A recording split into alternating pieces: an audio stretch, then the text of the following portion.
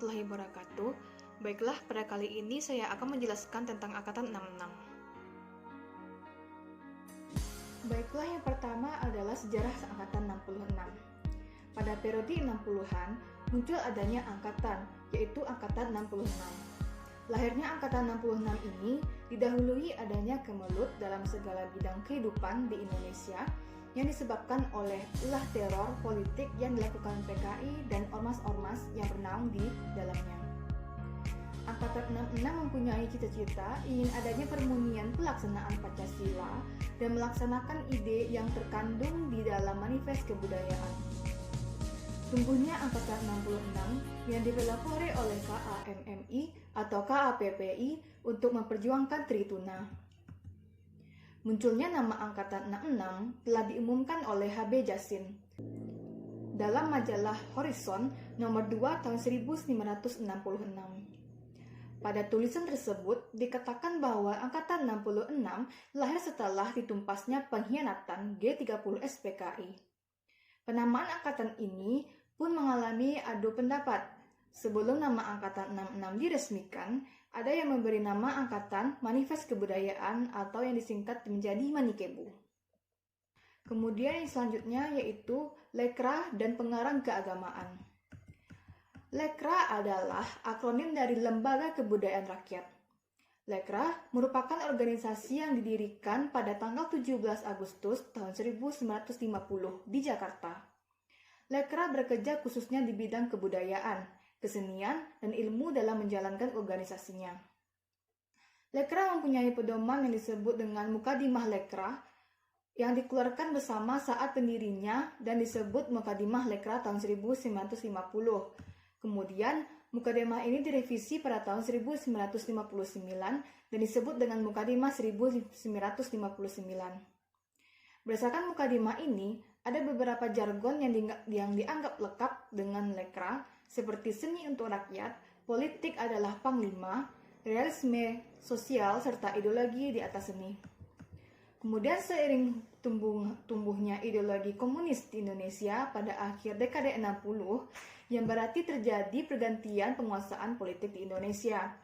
Lekra pun akhirnya dinyatakan terlarang sesuai dengan TAP MPRS nomor 25 MPRS tahun 1966 tentang pelanggaran komunisme, Leninisme, dan pembubaran organisasi PKI beserta organisasi masanya. Dengan ini, Lekra benar-benar dianggap bagian dari PKI oleh rezim Orde Baru. Banyak anggota Lekra yang dipenjarakan setelah itu dan menjadi tahanan politik. Ada juga yang menyatakan sebagian sastrawan Lekra yang lain sudah terbunuh. Kemudian yang selanjutnya adalah Manikebu atau Manifest Kebudayaan. Manikebu adalah konsep kebudayaan nasional yang dikeluarkan oleh para penyair dan pengarang pada 17 Agustus tahun 1963.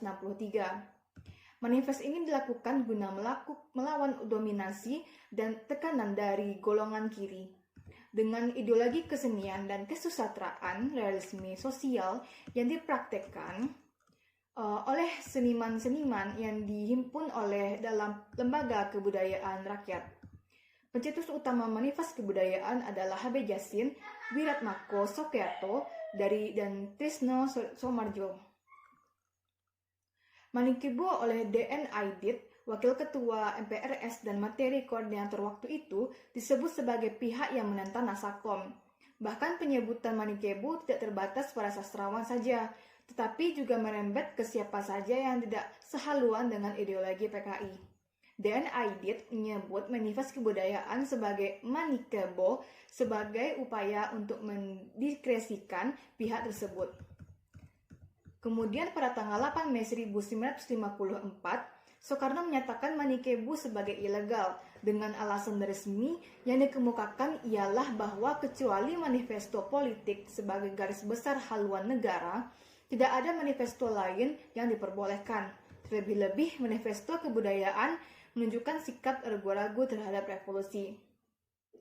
Kemudian selanjutnya adalah pengarang dengan karya sastra. Berikut adalah pengarang dan karya sastranya.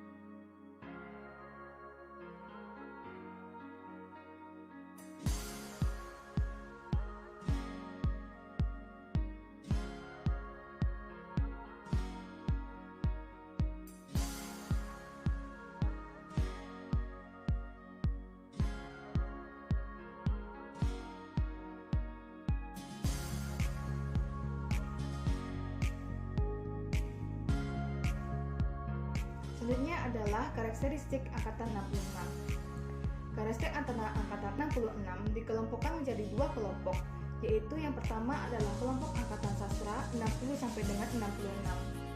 Kemudian yang kedua adalah kelompok tahun 66 sampai dengan 70-an. Ciri sastra angkatan 60 sampai dengan 66 merupakan masa kejayaan sastrawan lekra yang bernaung di bawah panji-panji PKI. Sastrawan yang berseberangan dengan PKI dapat dikatakan kurang berkembang, apalagi manifest kebudayaan yang menjadi konsepsinya dicelakai dan dilarang pemerintah. Kemudian sastra angkatan 60 sampai angkatan 70-an. Masa ini didominasi oleh karya-karya yang berisi protes terhadap pemerintah. Dari segi ini, konsepsinya adalah Pancasila dan Undang-Undang 45. Dari proses sosial, ekonomi, dan politik yang dikemukakan dengan berapi-api dan retorika yang sangat kuat beralih ke curahan hati dan perasaan lega pengarang yang kesekian tahun tertindas. Pada akhirnya tema-tema agama menjadi warnanya. Kemudian ciri-ciri lain sastra angkatan 66 yaitu yang pertama adalah mulai dikenalnya gayanya epik.